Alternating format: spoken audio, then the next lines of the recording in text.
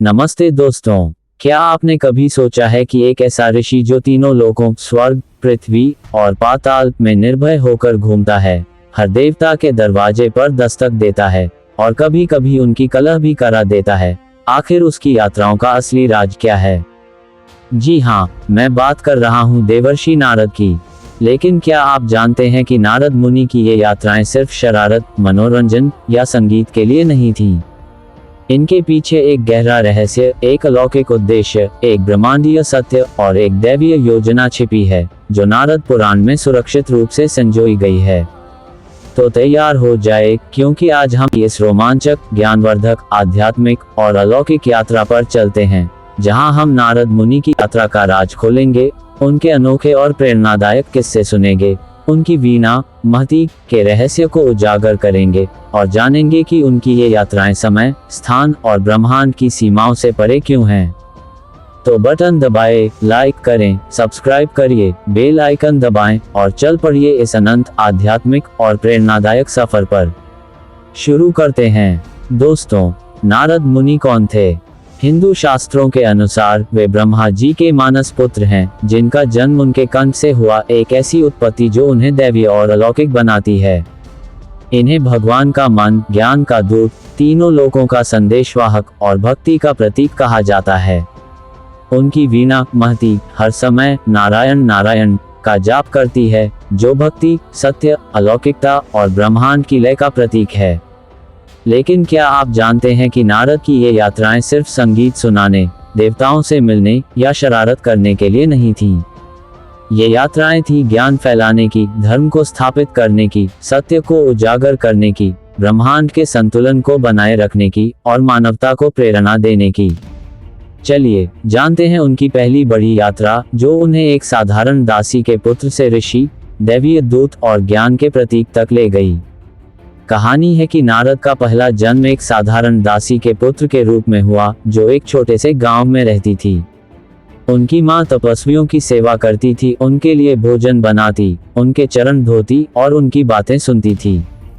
नारद ने भी अपनी मां के साथ समय बिताया, तपस्वियों के पास बैठकर उनकी शिक्षाएं सुनी और उनके लिए सेवा की। एक दिन तपस्वियों ने उन्हें भगवान का ध्यान करने की सलाह दी। जब वे ध्यान में लीन हुए, भगवान विष्णु ने उन्हें दर्शन दिए, एक अलौकिक प्रकाश के साथ, लेकिन कहा कि इस जन्म में वे फिर नहीं मिलेंगे और उन्हें अगले जन्म तक प्रतीक्षा करनी होगी। इस घटना ने नारद के मन में आध्यात्मिक जिज्ञासा, तीव्र इच्छा और भगवान के प्रति अगाध प्रेम जगा दिया।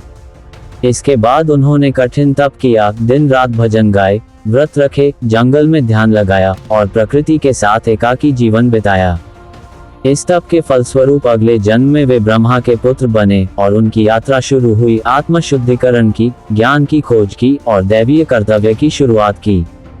दोस्तों, क्या आपको लगता है कि नारद की ये शुरुआती यात्रा एक दासी के पुत्र से ब्रह्मा के पुत्र तक, उनके बाद के चरित्र, ज्ञान, शरारत, भक्ति और संदेशवाहक को कैसे आकार देती है? अपनी राय, अनुभव, विचार या कोई खास कहानी कमेंट में शेयर करें। अब चलते हैं नारद की उन यात्राओं पर, जो उन्हें तीनों लोकों का सबसे प्रसिद्ध, प्रभावशाली और अलौकिक दूत बनाती हैं। नारद मुनि की सबसे मशहूर यात्रा थी स्वर्गलोक में, जहां उन्होंने इंद्र से लेकर अन्य देवताओं, वरुण, अग्नि, यम और कुबेर तक के साथ बातचीत की। एक बार उन्होंने इंद्र को चेतावनी दी कि उनके अहंकार और ऐश्वर्य से असुरों का खतरा बढ़ रहा है, और ये चेतावनी देवासुर संग्राम में सच साबित हुई, जब असुरों ने स्वर्ग पर आक्रमण कर दिया और इंद्र को हार का सामना करना पड़ा। फिर आई उनकी यात्रा पाताल लोक में, जहां उन्होंने असुर राजा बलि को वैराग्य और त्याग का पाठ पढ़ाया। बलि ने नारद की बातों से प्रभावित होकर वामन अवतार के सामने आत्मसमर्पण किया और उनकी ये यात्रा भगवान विष्णु के लिए मार्ग प्रशस्त की, जिससे त्रिलोकों में संतुलन बना रहा। लेकिन सबसे रोचक और रहस्यमयी किस्सा है उनकी यात्रा कैलाश पर्वत पर, जहां उन्होंने भगवान शिव से गहन ज्ञान और तप की शिक्षा ली। कहते हैं, शिव ने नारद को बताया कि सच्ची भक्ति, निस्वार्थ, अटूट और हृदय से एक ही मोक्ष का मार्ग है, और इस ज्ञान ने नारद को भक्तों का मार्गदर्शक, दैवीय संदेशवाहक और अलौकिक शक्ति का धनी बनाया। लेकिन नारद की ये यात्राएं हमेशा शांतिपूर्ण नहीं रहीं। कई बार उन्होंने देवताओं और असुरों के बीच कलह पैदा की, जैसे विष्णु और शिव के बीच, इंद्र और बलि के बीच, या रावण और कुबेर के बीच, जिसके लिए उन्हें कलह प्रिय कहा गया। लेकिन क्या ये सच है? शायद नहीं। ये उनकी रणनीति थी, सत्य को सामने लाने की, असुरों को सबक सिखाने की, देवताओं को जागरूक करने की, और ब्रह्मांड के संतुलन को बनाए रखने की। दोस्तों, क्या आपको लगता है नारद मुनि सचमुच कलह प्रिय थे, या ये उनकी एक चाल थी सत्य, धर्म और ब्रह्मांडीय संतुलन की स्थापना के लिए? लाइक करके अपनी राय दें और अपनी सोच, अनुभव या कोई खास विचार कमेंट में लिखें। अब बात करते हैं नारद पुराण की, जो नारद मुनि की यात्राओं का जीवंत, अलौकिक, प्रेरणादायक और ज्ञानवर्धक दस्तावेज है। ये पुराण 25,000 श्लोकों का विशाल ग्रंथ है, जिसमें उनके अनुभव, ज्ञान, शिक्षाएं, ब्रह्मांड के रहस्य और मानव जीवन के सिद्धांत संजोए गए हैं। इसमें वर्णित है कि नारद ने वेद व्यास को भक्ति का महत्व समझाया, और यही कारण है कि भागवत पुराण, जो भक्ति, ज्ञान और अलौकिकता का अमर ग्रंथ बन गया, की रचना हुई। एक खास यात्रा थी उनकी वेद व्यास से मुलाकात की, जहां उन्होंने व्यास को उनकी नकारात्मकता, एकांतवास, असंतोष और जीवन के प्रति उदासीनता से बाहर निकालने का रास्ता दिखाया। उन्होंने व्यास को सलाह दी कि वे भगवान की लीलाओं, कृष्ण की बाल लीलाएं, राम की मर्यादा को लिखें, जिससे दुनिया को ज्ञान, आस्था और प्रेरणा मिले। फिर उनकी यात्रा थी राम और सीता के जीवन में, जहां उन्होंने राम को सलाह दी कि प्रजा का कल्याण, सत्यनिष्ठा, धर्म और न्याय ही राजा का परम कर्तव्य है। लेकिन सबसे बड़ा रहस्य, नारद की ये यात्राएं भविष्यवाणियां भी करती थीं। उन्होंने राम को सीता वियोग की भविष्यवाणी की, जो बाद में वनवास और रावण युद्ध में सच हुई। इसी तरह उन्होंने पांडवों को महाभारत युद्ध और कुरुक्षेत्र की लड़ाई की भविष्यवाणी की, जो समय के साथ सत्य साबित हुई। क्या ये उनकी अलौकिक शक्ति थी, या उनके गहरे ज्ञान, अंतर्दृष्टि, भगवान से मिले वरदान और ब्रह्मांड के साथ जुड़ाव का परिणाम? दोस्तों, क्या आपको लगता है नारद की भविष्यवाणियां सच होती थीं, या ये संयोग आध्यात्मिक सूझबूझ और दैवीय प्रेरणा का मेल था? वीडियो को शेयर करके अपनी राय, अनुभव, विचार या कोई खास कहानी बताएं। नारद की यात्राओं का एक अनोखा, रहस्यमयी, अलौकिक और प्रेरणादायक हिस्सा है उनकी वीणा महती। ये वीणा सिर्फ एक संगीत वाद्य नहीं, बल्कि भक्ति, ज्ञान, अलौकिक शक्ति, ब्रह्मांडीय संतुलन और आत्मा की आवाज का प्रतीक है। कहते हैं कि इस वीणा की ध्वनि से असुरों का अहंकार टूटता था, देवताओं को शांति, प्रेरणा और ऊर्जा मिलती थी, भक्तों को मोक्ष का मार्ग दिखाई देता था और प्रकृति में सामंजस्य लौट आता था। नारद ने अपनी यात्राओं में इस वीणा का इस्तेमाल कर भगवान का गुणगान किया, विष्णु की लीलाएं, शिव की तांडव, ब्रह्मा की सृष्टि और गंगा की पवित्रता, और यही कारण है कि उन्हें संगीत, भक्ति, आध्यात्मिकता और दैवीय संदेशों का जनक माना जाता है। लेकिन क्या आप जानते हैं कि एक बार नारद ने अपनी वीणा से कामदेव को हराया? ये घटना तब हुई जब नारद अपनी यात्रा में मन को नियंत्रित करने, मोह से मुक्त होने और आत्मा विजय का सबक सीख रहे थे।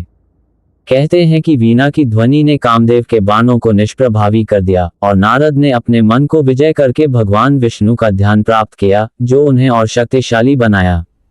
ये वीणा उनकी आत्मा की आवाज थी, उनकी साधना का प्रतीक, उनकी यात्राओं का अनुपम साथी, ब्रह्मांड की लय का आधार और भक्तों के लिए प्रेरणा का स्रोत। दोस्तों, क्या आप भी नारद की वीणा की तरह अपनी जिंदगी में संगीत, ध्यान, प्रकृति या आध्यात्मिकता से प्रेरणा लेते हैं? अपनी कहानी, अनुभव, पल या कोई खास विचार कमेंट में शेयर करें। लेकिन नारद की यात्राएं सिर्फ व्यक्तिगत या दैवीय नहीं थीं, ये थी ब्रह्मांड के संतुलन, सत्य की रक्षा और मानवता के कल्याण की। एक बार उन्होंने विष्णु और शिव के बीच संवाद कराया, जहां दोनों ने एक दूसरे की शक्तियों, संरक्षण और विनाश को स्वीकार किया, और इस संवाद ने त्रिदेवों के बीच सामंजस्य, एकता और शक्ति का नया युग स्थापित किया।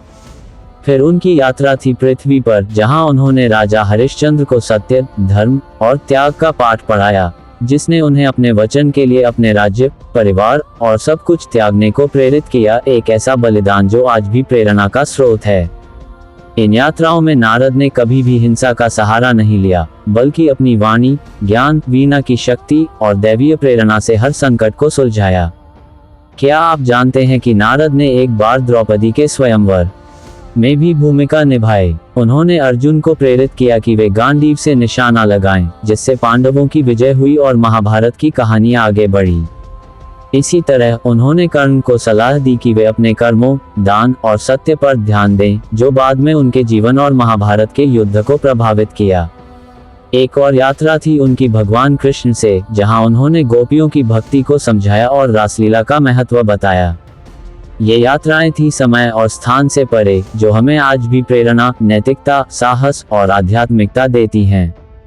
तो दोस्तों, नारद मुनि की यात्राएं सिर्फ भौतिक नहीं, बल्कि आध्यात्मिक, दार्शनिक, ब्रह्मांडीय और मानवता के लिए प्रेरणादायक थीं। उन्होंने हमें सिखाया कि सत्य, भक्ति, ज्ञान, संतुलन, प्रकृति के प्रति सम्मान और मानव कल्याण ही जीवन का असली मकसद है। उनकी ये यात्राएं आज भी हमें प्रेरणा देती हैं कि कठिनाइयों, कलह, संशय, जीवन के उतार चढ़ाव और आधुनिक चुनौतियों के बावजूद अपने लक्ष्य, ज्ञान, धर्म, आत्मविकास और पर्यावरण संरक्षण पर डटे रहना चाहिए। नारद पुराण हमें उनकी इन शिक्षाओं का अनमोल खजाना देता है, जो हमें जीवन में सही दिशा, नैतिकता, आध्यात्मिकता, पर्यावरणीय जागरूकता और मानवता की सेवा की राह दिखाता है। तो चलिए, नारद मुनि की तरह हम भी अपनी यात्रा शुरू करें, ज्ञान की, भक्ति की, सत्य की, प्रकृति के संरक्षण की, मानवता के कल्याण की और आत्मा उत्थान की। वीडियो पसंद आई हो तो लाइक करें, सब्सक्राइब करें, बेल आइकन दबाएं। अगले वीडियो में हम और रहस्यों, कथाओं और प्रेरणा के साथ मिलेंगे। शायद अगला विषय हो शिव पुराण, गंगा नदी का रहस्य या यमुना की अलौकिक कथा। अपनी पसंद, सुझाव या कोई खास विचार कमेंट में बताएं। जय नारद मुनि। फिर मिलते हैं नई खोज, नए रहस्य, नई प्रेरणा, नई जागरूकता और नई शुरुआत के साथ। नमस्ते।